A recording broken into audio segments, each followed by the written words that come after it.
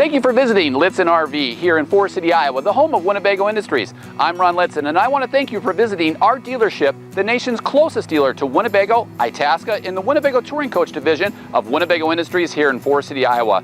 Here are some great points from all of my sales staff and my team as to points unrelated to price why you should choose Lichtsinn RV. There are no additional fees for purchasing in the state of Iowa, as customers will pay their tax, title, and license in the state that they title their RV. We do, however, assist in titling your RV in your home state. As you can see, we help people day in and day out all over the United States and Canada with titling their motorhome. Due to our close proximity to the Winnebago factory, we're able to take advantage of cost savings over other dealerships. This allows us to provide you with low, no-hassle pricing. We offer a free, thorough walk-around with our guests at the time of delivery, where we take as much time as needed for our guests to understand every function, maintenance, and warranty item of their RV. Many dealers charge a significant sum to provide this service.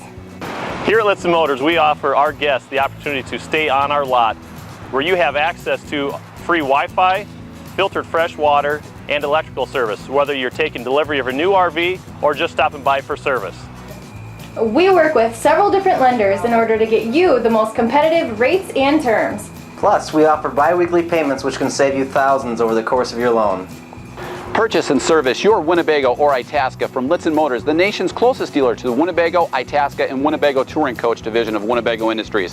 We look forward to providing you the best of class service that our guests throughout the country have come to expect from Lichtsinn RV.